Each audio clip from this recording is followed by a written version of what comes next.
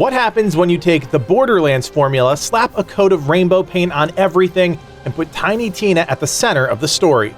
Pretty much exactly what you'd expect. Hey there friends, it's Kodiak here, welcome back to Legacy Gaming and our spoiler-free, worth-your-time review of Tiny Tina's Wonderlands.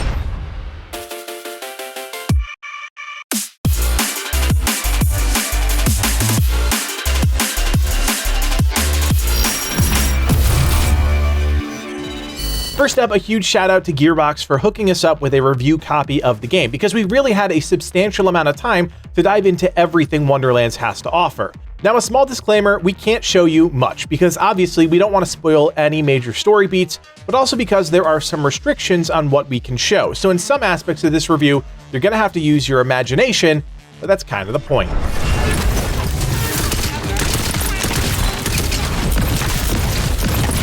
Nicely done.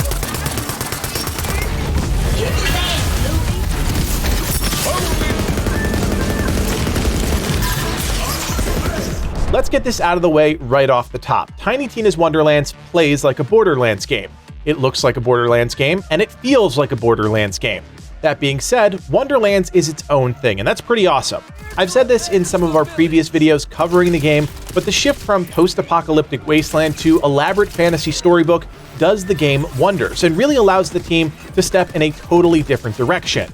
Let's be honest, Borderlands 3 didn't exactly hit a home run, especially where the story is concerned, and after making however many bandit hideouts and scrag caves, it was refreshing to see the art and environmental teams completely unleashed. That's really the first thing about the game you're going to notice, the incredible landscapes and elaborate story worlds Wonderlands is pulling from.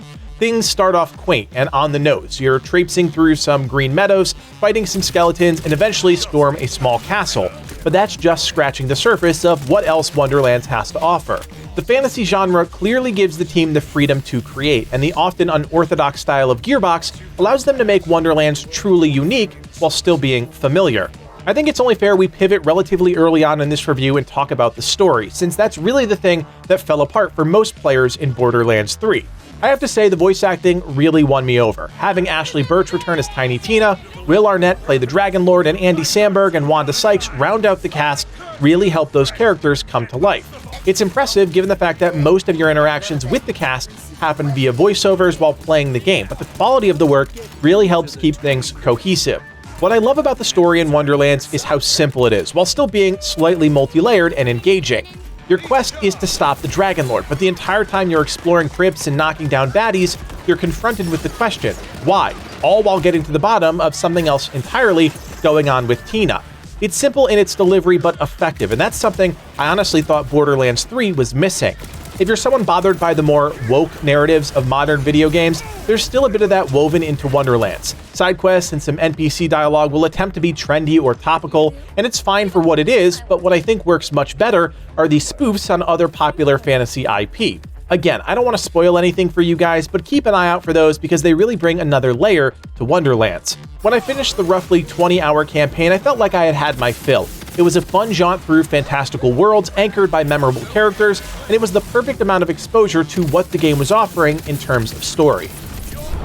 Pivoting away from story, there's no doubt Wonderlands builds off the Borderlands foundation. I mean, it's pretty obvious that the game would resemble what's come before it, but there are some noticeable changes, and for the most part, I think they work. One of the things people were most excited about ahead of launch was the character creator, and Gearbox really nailed this one. The base level offerings mixed with the customization options really allowed you to create a fantasy character that you wanted. To be completely honest, I wasn't expecting this level of depth from the game since Gearbox has never really tackled this before, but I was pleasantly surprised.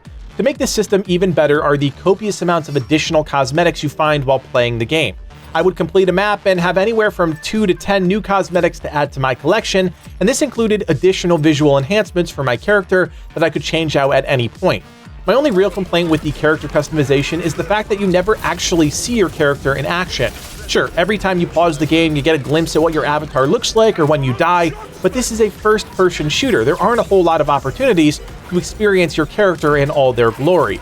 Now keep in mind, I was playing solo in a preview build, so if you're tackling these games with friends or you're someone that takes a ton of pictures in photo mode, you'll have a bit more exposure than I did. But from my experience, I was just hoping to see more of what I had created. Another huge change is the introduction of spells, which replaced grenades, and man, do I love spells. Look, Gearbox did a great job making grenades feel cool and unique, but they really hit the nail on the head with spells. After 20 hours with the game, I was still getting different variations of attacks, and I always managed to make the new spell fit seamlessly into my playstyle. Here again, I think the freedom of the fantasy theme really helped the developers because there are no rules when it comes to magic.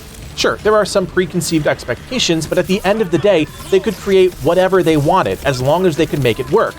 Whether it's a wand that shoots out lightning or a spell that summons some mini frost hydras, it's a new, interesting dynamic that works perfectly.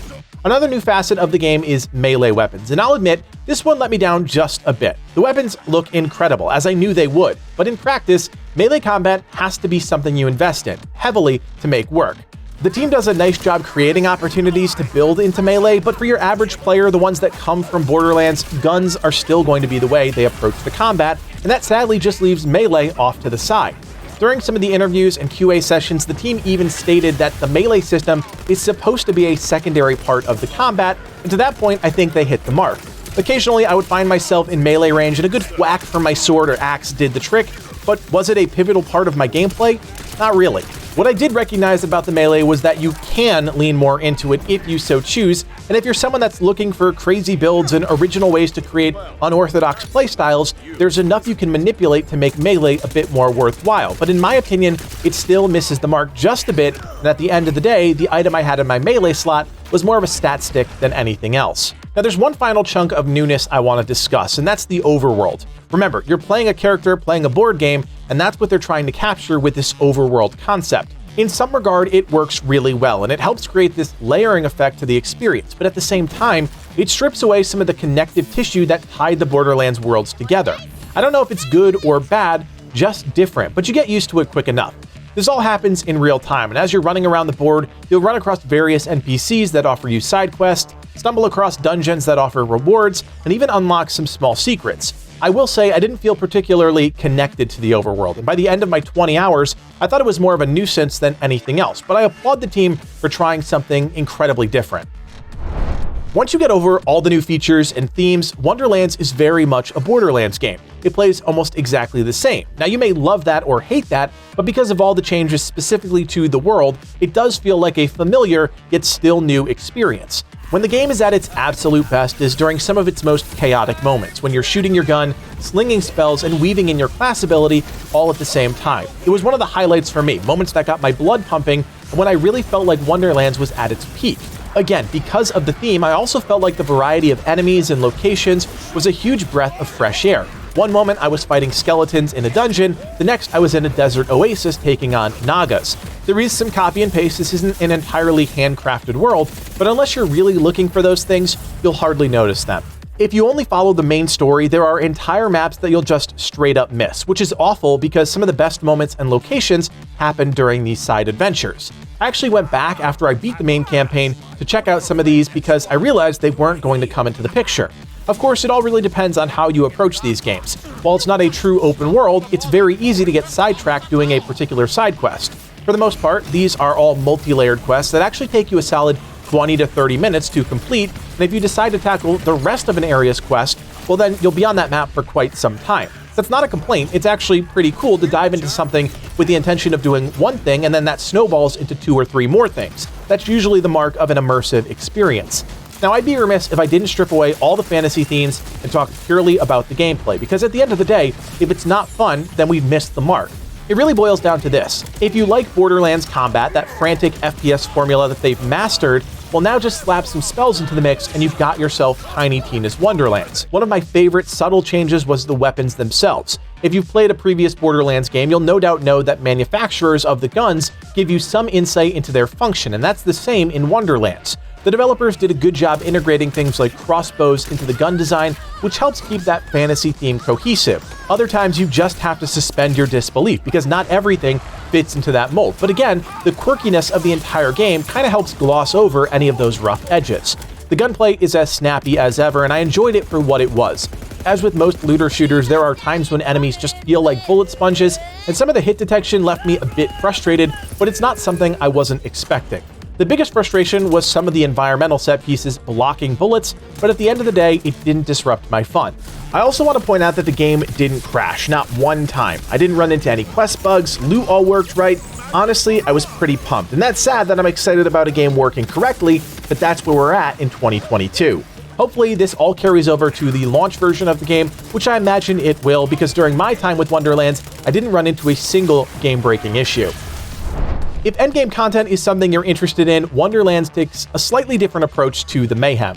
The developers are introducing something called the Chaos Chamber, and this is pretty much a roguelike experience baked directly into Wonderlands. You start off at square one, you fight through round after round of enemies, and on each map are shrines that you can activate to gain buffs. But those buffs cost crystals, which drop from the enemies that you kill. Obviously, the more buffs you have, the stronger you get, but the less crystals you have to spend at the end in the loot cave. If you manage to get through the entire Chaos Chamber and kill the boss at the end, you'll have a hefty sum of crystals that you can use to hunt down a specific piece of gear. Little statues around the loot cave will offer you specific rewards in exchange for up to 500 crystals, and this is how you hunt down specific weapons, armor sets, and accessories. It's a fun game mode that takes the best part of Wonderlands and puts it into its own neat little package, but roguelites aren't for everyone. It's a highly replayable system within the game, but it's not overly memorable, and the fun factor wears off pretty quick.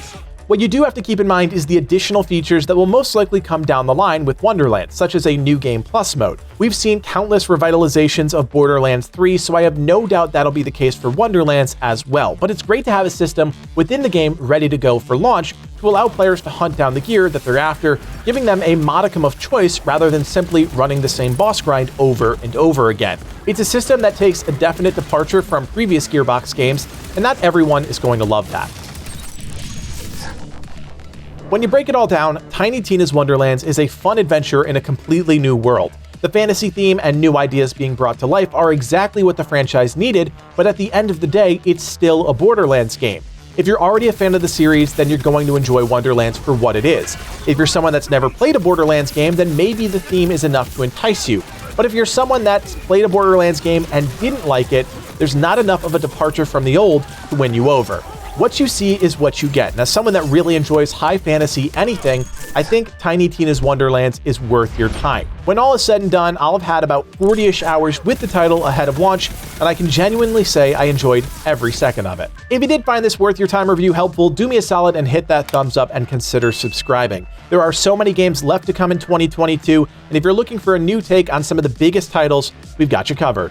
We also invite you to join us on Discord. We've got a great group of around 20,000 members, so if you're looking for a new community to interact with, check out the link in the description below. Finally, if you like everything we're doing here at Legacy Gaming and you'll want to support us even more, you can do so by becoming a member. For just a couple bucks, you're helping make our dreams of becoming full-time content creators a reality. Check out the join button below to learn more. My name is Kodiak, and from everyone here at Legacy Gaming, thanks for watching, and play on.